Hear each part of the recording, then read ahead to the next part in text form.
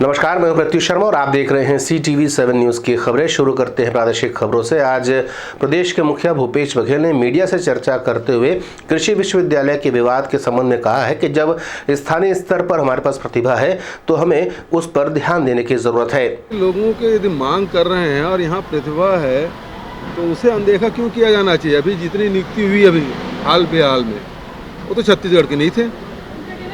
वहीं इस मामले को लेकर के धर्मलाल कौशिक ने मीडिया से चर्चा की है और उनका कहना है कि कांग्रेस का चरित्र ही है कि वो संवैधानिक संस्थाओं और पदों का अपमान करे। आज छत्तीसगढ़ में कोई भी इंस्टीट्यूशन हो, संवैधानिक संस्था हो कि जिसको तार तार करने से कांग्रेस पीछे नहीं है और लगातार अपमानित करने का काम, उसको राजनीति से जोड़ने का काम, अब प्रेरित होकर के राजनीति का अखाड़ा बनाने का काम ये कांग्रेस कर रही है। सामान्य कार्यकर्ता यदि बात करें तो ठीक है, लेकिन उनके यहाँ के मुखिया यदि इस विषय में बात करें, मंत्री इस विषय में बात करें तो निश्चित रूप से ये संवैधानिक संस्था का अपमान है। इस मामले को लेकर के जब महामहिम राज्यपाल से चर्चा की गई तो उनका कहना है कि ये उनका संवैधानिक अधिकार है और कृषि विश्वविद्यालय इसी में छुपा हुआ वो शब्द है विश्वविद्यालय, जिसे समझना चाहिए कि इसे स्थानीय के विवाद में शामिल नहीं किया जाना चाहिए, क्योंकि यहाँ पर विश्व स्तरीय शिक्षा उपलब्ध करानी होगी। देखिए, सबसे बड़ी चीज है कि विश्वविद्यालय, इसका क्या तात्पर्य है। विश्वविद्यालय मतलब इसमें विश्व के भी विद्यालय या कहीं से भी देश भर से इन विश्वविद्यालय में एडमिशन लेकर आते हैं। और दूसरी बात है कि इसके सभी देश के सारे विश्वविद्यालय के लिए कॉन्स्टिट्यूशनल संविधान में राज्यपाल को कुलाधिपति बनाया है और जिसकी जिम्मेदारी होती, जिसको संविधान ने कॉन्स्टिट्यूशनल कहा कि इनकी नियुक्ति करना और जो भी गतिविधि है विश्वविद्यालय का, तमाम सारी चीज़ों का राज्यपाल को बनाया। ये इसलिए बनाया कि शिक्षा के क्षेत्र में शिक्षा की अच्छी गुणवत्ता बना रहे, शिक्षा के क्षेत्र में बच्चों का अच्छा भविष्य बने, उसमें शिक्षा में सुधार हो, ताकि वो राजनीति का प्लेटफॉर्म ना बन सके। इसलिए तो राज्यपाल को ये दायित्व दिया गया। और जहाँ तक ये जो इसके कुलाधिपति की नियुक्ति का जो प्रावधान है, मैं आप लोगों को भी बता दें कि ये जो नियम है कि इसमें खोज समिति एक खोज समिति, जिसको कहना चाहिए सर्च कमेटी, ये 3 लोगों की कमेटी बनती है। एक तो हर विश्वविद्यालय के एक कानून का अलग अलग प्रावधान है। एक UGC का मेंबर होगा, एक सरकार का होगा और एक कुलाधिपति का मतलब मेरे तरफ से, और इसका अध्यक्ष बनाने का दायित्व गवर्नर को होता है। मगर कृषि विश्वविद्यालय में UGC का मेंबर नहीं होता। इसमें कृषि विश्वविद्यालय का बोर्ड का मेंबर होता है, एक शासन का होता है और एक मेरा अपना होता है। और जिसमें ये जो जितने भी विज्ञापन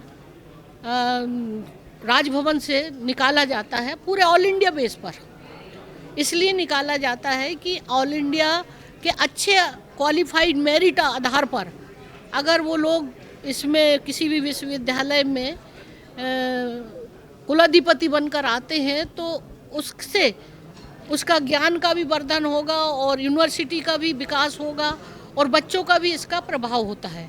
9 मार्च से लेकर के 19 मार्च तक दंतेवाड़ा में दंतेश्वरी मंदिर में चलता है फागुन मड़ई, जिसको लेकर के व्यापक तैयारियां की गई हैं। कलेक्टर ने मीडिया से चर्चा करते बताया कि कोविड नियमों का पालन करते हुए इस बार अनुमति दी गई है।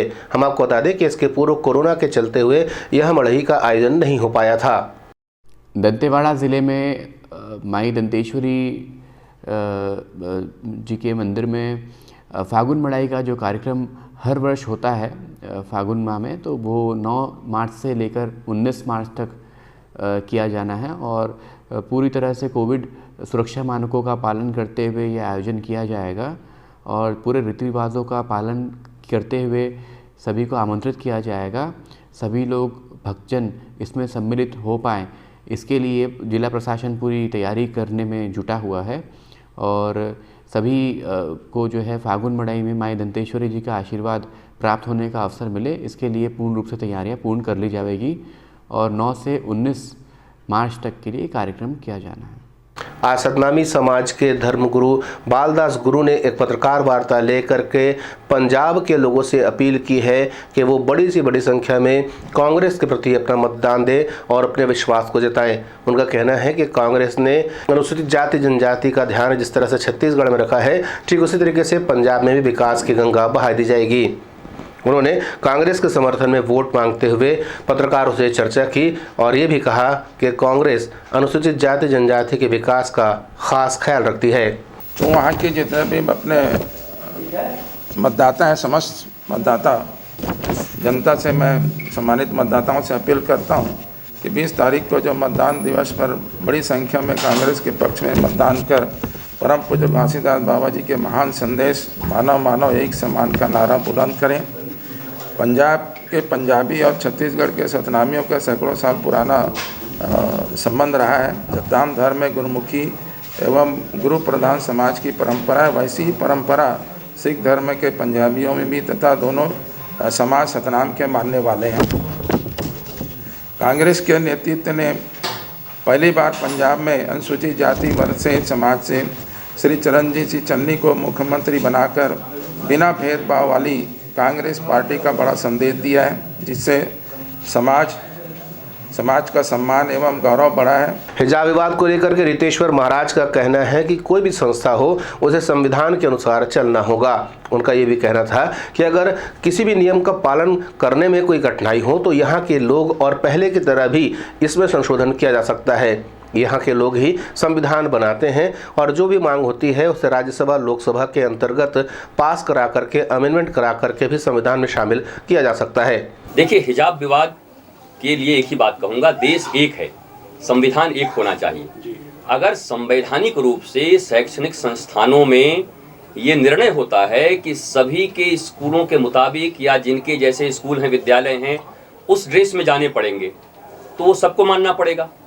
और संविधान ये कहता है कि आप अपने अपने धर्मों के अनुसार पहन के जा सकते हैं, तो संविधान कहेगा तो सबको मानना पड़ेगा।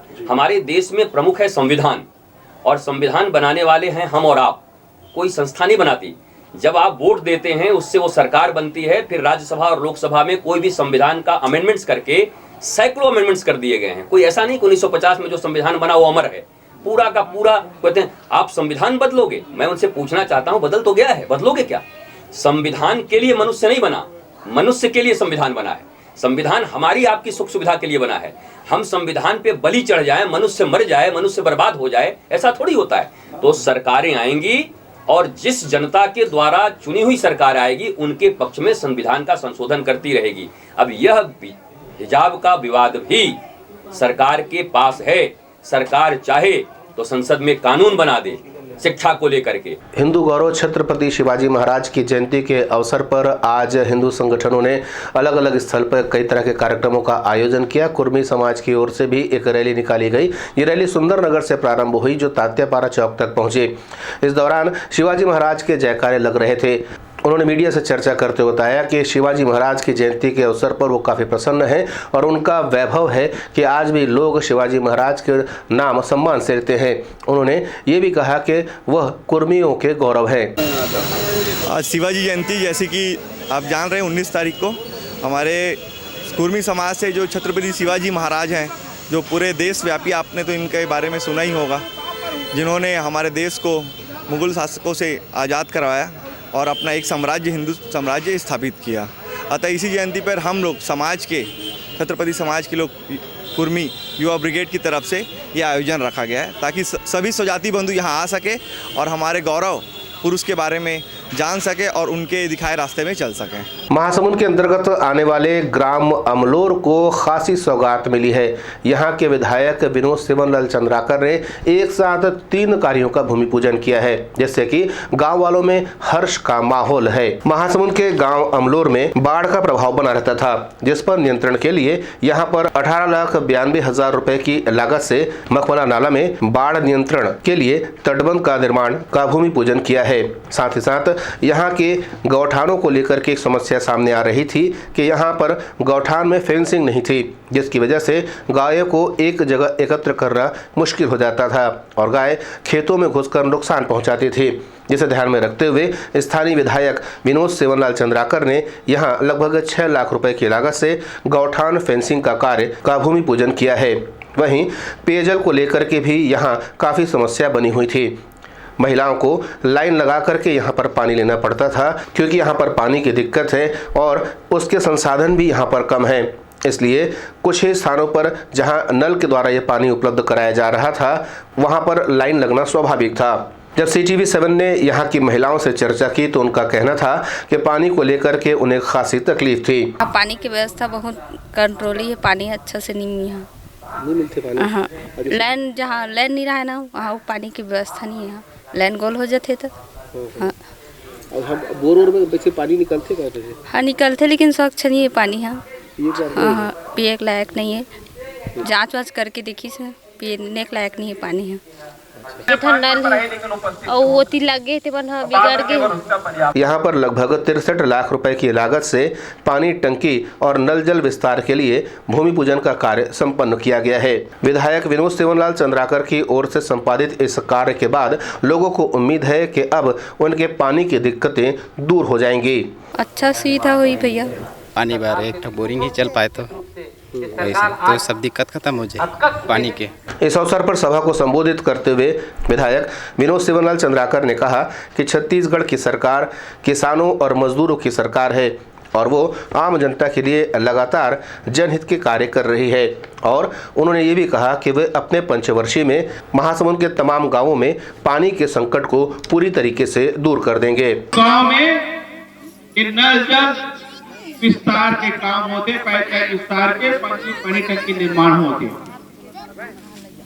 और कर 105 पंचायत हवे 72 में स्वीकृति हो गई और मोर ही पंचवर्षी में 3 साल हो गए। ये पंचवर्षी में पूरा गांव में नल जल की व्यवस्था करके जाऊं साथी। तो बात ये कहना चाहता हूँ कि सरकार किसान के हित में फैसला लेते, मजदूर के हित में फैसला लेते, आदिवासी भाई मन के हित में फैसला लेते, हमारे पिछड़ा वर्ग वाला भाई मन के चिंता करत। ऐसे चिंता करे वाला सरकार हमारे हित में फैसला लेवा थे साथी। फिलहाल ग्राम अमलोर में हुए एक साथ 3 विकास कार्यों के भूमि पूजन से ग्रामवासियों में काफी हर्ष है और वे विधायक का धन्यवाद कर रहे हैं। CTV7 की खबरों में फिलहाल इतना ही। नए समाचारों के साथ आपसे फिर होगी मुलाकात। तब तक मुझे दें अनुमति। नमस्कार।